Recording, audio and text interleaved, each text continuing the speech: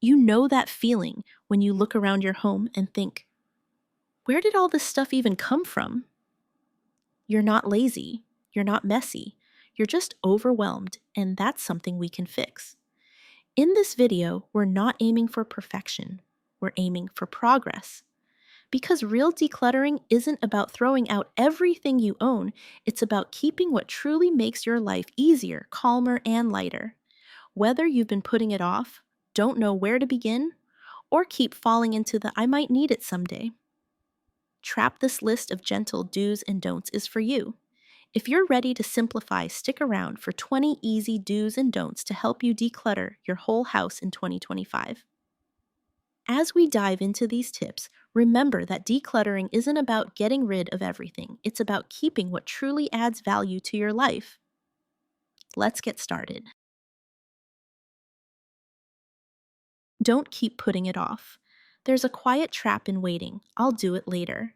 The problem later often becomes never. One week turns into a month, and suddenly your cluttered corner hasn't changed and your stress has grown. But action doesn't need to be grand. Let's say you have a pile of old letters or magazines by your chair. Instead of planning a big declutter session, just pull one out and toss or file it. That one small move can ease the pressure and whisper, "You've started." When you take a little step today, you're meeting yourself with compassion, not guilt, so you don't drag the clutter and its weight forward with you. Do begin with something easy. Jumping straight into heavy sentimental items or forgotten paperwork can feel like running a marathon before you learn to walk. Instead, look around your home for one easy win. Maybe it's that half-empty shampoo bottle, a pile of unmatched socks, an expired spice jar, or cracked mugs that never made it to the recycling. Choosing the simplest things first gives your mind a break and your heart a small lift. Suddenly, decluttering doesn't feel like an Everest, just a tiny, meaningful shift. For example, while your soup simmers on the stove, quickly scan one drawer and toss whatever you no longer use. It takes seconds but builds trust in yourself.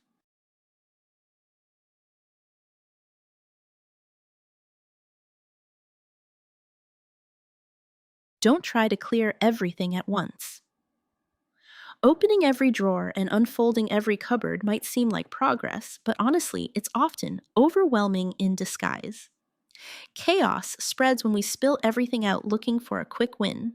It leads to visual and mental clutter and a discouraged heart. Instead, pick one specific area, a single drawer, that one shelf, or just the top of your desk. Focus there until it's tidy. Then pause. Let the relief wash over you. No timer needed, just a gentle pace that respects your energy and pace.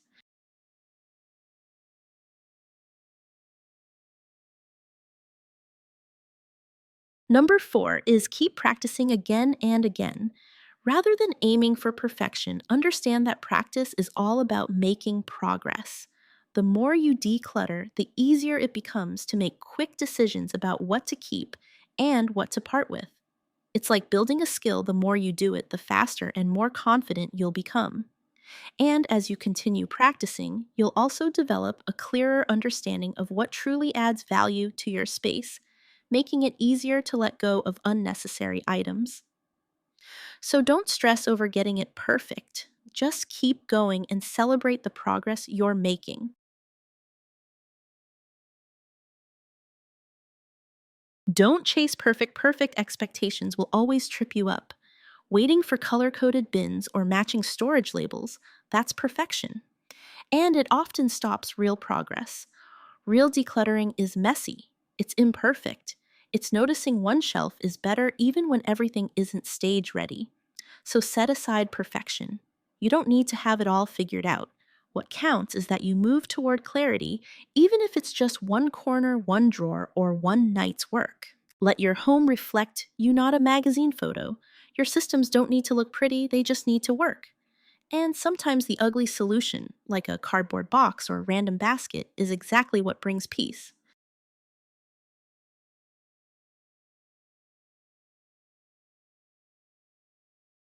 Do recognize each small win. We're usually great at noticing everything left to do, and awful at noticing what we've already done. After you finish that drawer or clear one spot, stop.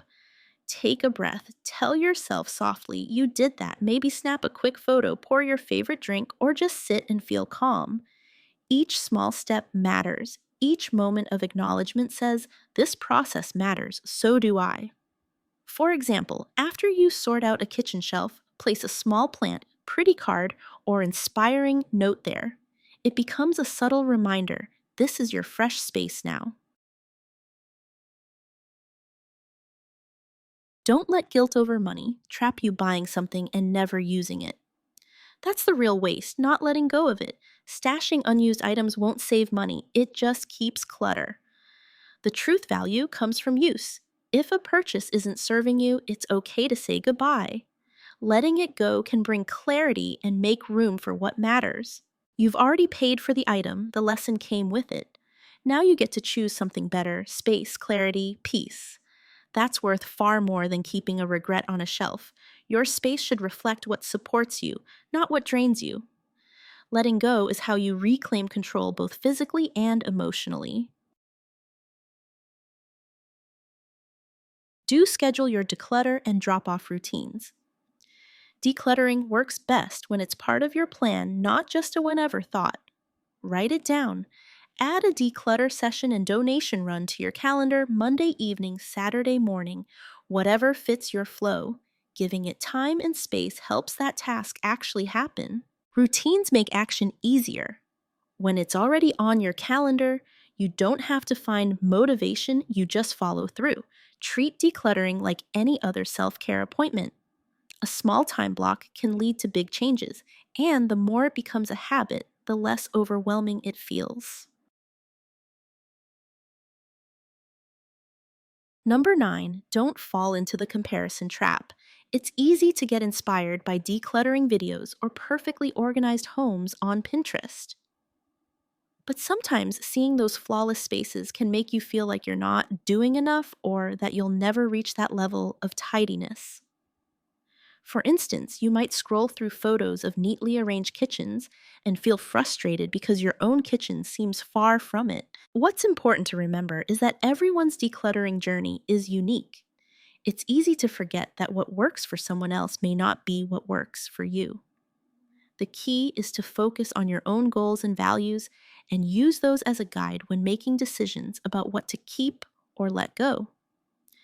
Decluttering is personal and there's no one-size-fits-all solution.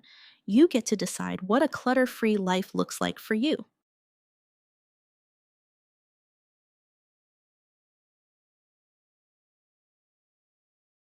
Do give your stuff a way out. Decluttering doesn't end once you decide what to let go. It truly begins when those items actually leave your space. Too often people make donation piles and then let them sit in the hallway for weeks. Or worse, toss everything in the trash without thinking twice. Instead, give each item a proper exit plan. Ask yourself, can this be donated, sold, recycled, or should it go in the bin? For example, clothes in good shape can be taken to community closets or swapped with friends. A lamp you no longer use might be perfect for someone in a local Buy Nothing group. Electronics. Look up e-waste drop-off locations in your area. Many cities offer them for free. When you know where things are going, it's easier to let go. And letting go feels lighter when it's thoughtful. For example, keep a box in your hallway marked Donate this week. Once it's full, make a point to drop it off within 3 days.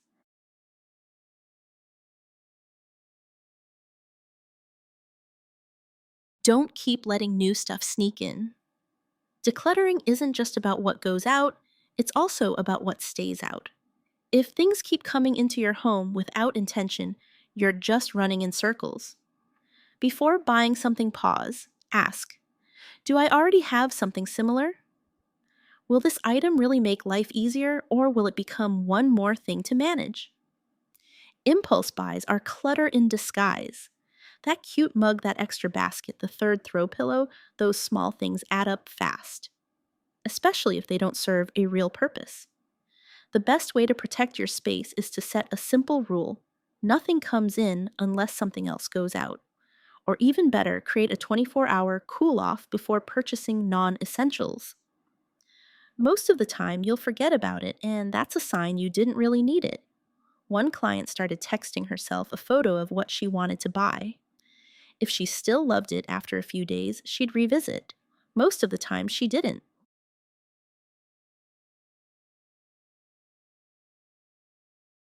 Do listen to what your clutter is telling you. Clutter doesn't just appear, it's a quiet reflection of how life's going behind the scenes. If you pause and pay attention, it's often trying to tell you something. That stack of unopened mail. Maybe you've been feeling mentally overloaded, a bathroom full of half used products.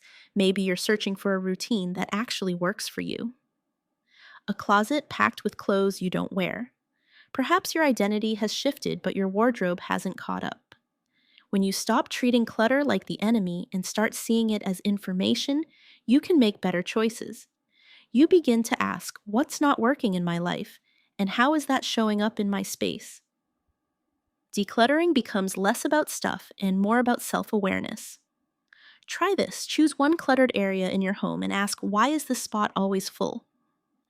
The answer might surprise you and unlock what really needs to change.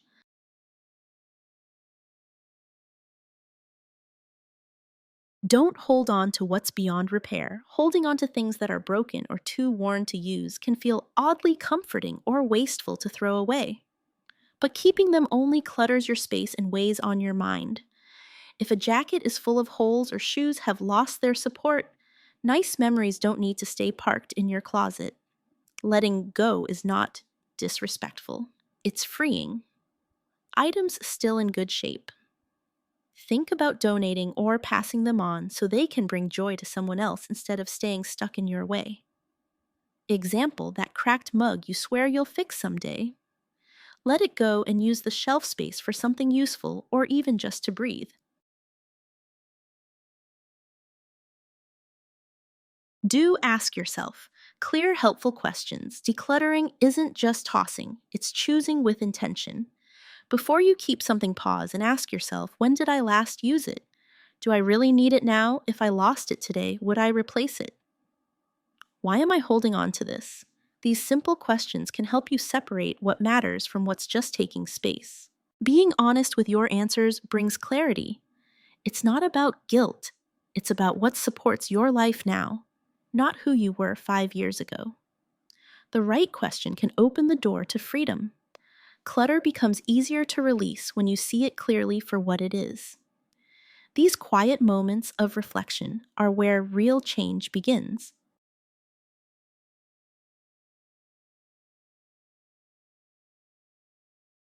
Don't let decluttered items linger at home.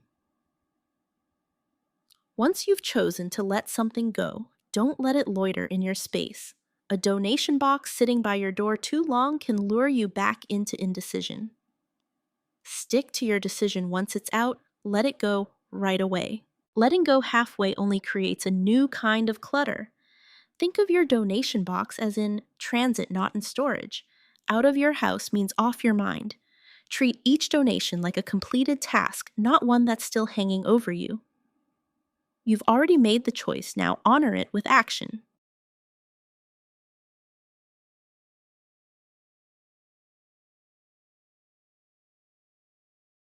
Do keep what you actually use. Decluttering isn't just about throwing things out, it's about making space for what truly supports your life today. A helpful rule is if you're not using it, you're just storing it for no reason. Ask yourself, have I used this in the last year? Would I buy it again today? If the answer is no, it might be time to let it go. Example, that fancy blender collecting dust. If you've made smoothies twice in 2 years, it's not worth the shelf space. Let it go so you can use the counter for things you touch daily, like your coffee maker or lunch prep containers. Letting go of unused things isn't wasteful, it's honest. When you keep only what you use, everything in your space has purpose, and that brings a deep sense of calm.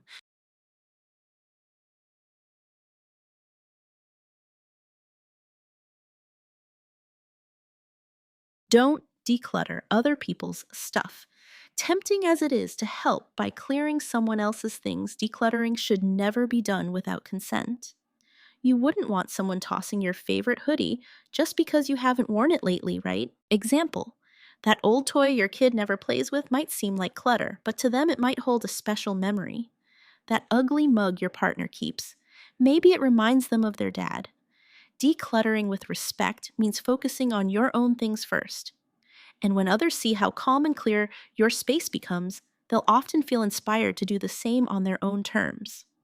Trust builds when we respect each other's pace. Do share the load at home.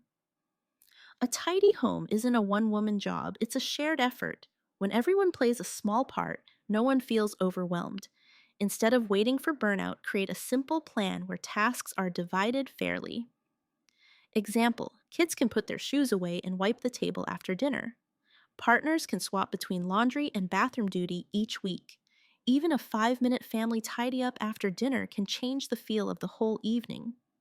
When chores are shared, clutter has less chance to pile up, and resentment doesn't either. It's about teamwork, not perfection. Sharing the load also builds appreciation. Everyone sees how much goes into keeping a home peaceful.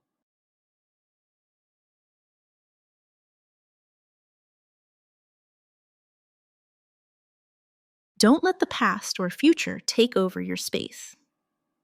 We often hold on to items for the person we used to be or hope to someday become. But in doing so, we overlook who we are right now. If something doesn't fit your current life body or routine, it's okay to let it go. Example: clothes from a past job that no longer suits your lifestyle, donate them. That bread maker you've never used but might one day, let it go. Your home should reflect today's version of you, not a life that's behind or still out of reach. The present is where clarity lives. And when your space matches your season of life, it supports you in real everyday ways.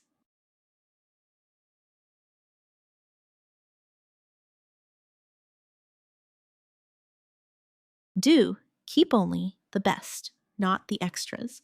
When it comes to decluttering, choosing your favorite version of something and letting go of the rest is a powerful step. You don't need 5 spatulas or 4 of the same sweater. Keep the one that fits best, feels good, or works every time, and let the others go. Example: if you always reach for the same pair of jeans or the same coffee mug, that's your answer. The rest are just extras you don't really need. Duplicates might seem harmless, but they quietly take up space and energy. When you keep only what you truly use, everything becomes easier: getting dressed, cooking dinner, cleaning up. Simplifying doesn't mean having less, it means having what actually works for you.